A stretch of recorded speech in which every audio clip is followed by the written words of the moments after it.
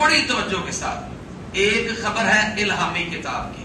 یعنی اللہ کی طرف سے وحی ہونے والی کتاب قرآن مجید کی، دوسری خبر ہے آپ کے پاس پیارے نبی صلی اللہ علیہ وسلم کی، یعنی خبر پہنچنے کی ویلیو میں پہلی ویلیو یہ ہے اما بعد فإن خیر الحدیث سے کتاب اللہ، جتنی بھی باتیں تم کرتے ہو ان میں بہترین بات اللہ کی ہے، اور دوسری چیز ہے وخیر الہدی ہدی محمد صلی اللہ علیہ وسلم، جتنے بھی رسم و رواج طریقے ان میں بہترین طریقہ رسول اللہ صلی اللہ علیہ وسلم کا ہے، تو پہلا ذریعہ ہے اللہ کی بات اور رسول اللہ صلی اللہ علیہ وسلم کی بات، اور دوسرا اب تک خبر پہنچنے کے ذریعے ہیں تاریخ، جو واقعات ہوئے ہیں۔ اب تاریخی حیثیت میں اختلاف رائے موجود ہے،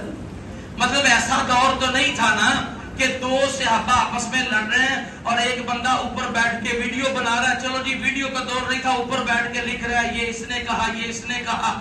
ایسا تو نہیں تھا نا، ذریعہ تو تاریخ ہی ہے۔ ایک جماعت کے ایمان کی گواہی دے اللہ، ان کے ایمان کی گواہی دیں پیارے نبی اسلام،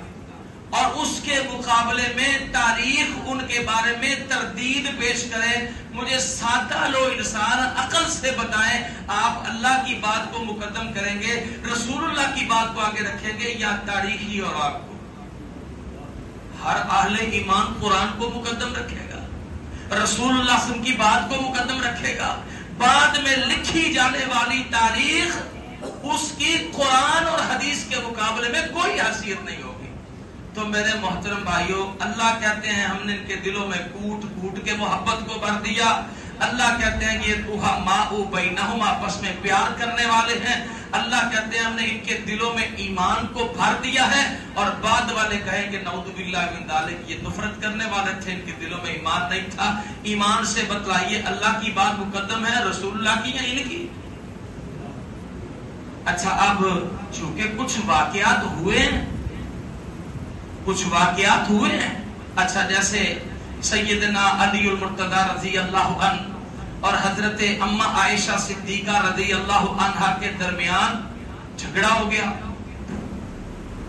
10,000 مسلمان شہید ہو گیا۔ میں اور آپ آج کے دور میں دو جھگڑنے والوں کے درمیان اگر حائل ہوتے ہیں، فرض کریں میں اما عائشہ رضی اللہ عنہ کا حامی بن گیا، تو میں نے کہا جی اما کے مارنے والے غازی اور سیدنا علی المرتضی رضی اللہ عنہ کے شہید ہونے والے، میں نے کہا جی وہ مقتول۔ ایک شخص حامی بن گیا علی المرتضی رضی اللہ عنہ کا، وہ کہتا سیدہ عائشہ کے ساتھ مرنے والے مقتول اور سیدنا علی کے ساتھ فوت ہونے والے شہید۔ تو گویا ہم دونوں میں سے اگر کسی ایک کے ساتھ کھڑے ہوتے ہیں تو دوسرے کی تردید لازم آئے گی۔ دوسرا بڑا جھگڑا ہوا حضرت علی المرتضی رضی اللہ عنہ اور حضرت امیر معاویہ رضی اللہ عنہ کے درمیان، جنگ صفین میں 90,000 مسلمان شہید ہوا۔ اگر ہم کسی ایک کے حامی بنتے ہیں تو نتیجہ یہی نکلے گا۔ اس اصول کو سمجھیے۔ پہلی بات یہ بہت بڑی بات ہے، آپ کو کوئی بتائے گا نہیں۔ پہلی بات یہ کہ یہ اختلاف ڈالنے والا کون تھا،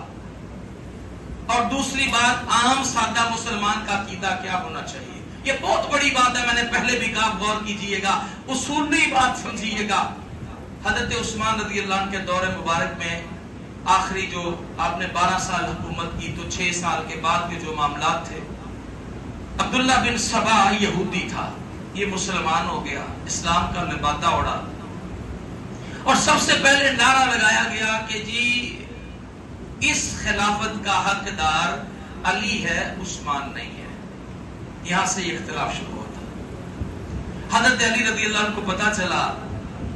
حضرت عثمان سے کہہ کے کہ اس کے بارے میں فوری طور پر اقدام کیا جائے، یہ میں اس کی حمایت میں نہیں ہوں، نہ یہ میرا موقف ہے، نہ میں اس کا حامی ہوں، یہ خود سے مسلمانوں کے درمیان فتنہ ڈال رہا ہے۔ خلفائے راشدین سید سلمان ندوی رحمہ اللہ کی اٹھا کے دیکھیں، جتنی بھی تاریخ ہے، حضرت عثمان کے دور سے یہ بات سب میں یکساں ہے۔ اس کے لیے جو حضرت عثمان نے اقدام کیا نا، اس کو مدینے سے نکال دیا۔ جب وہ مدینے سے نکل کے گیا نا، تو کچھ حامی اس کے موجود تھے،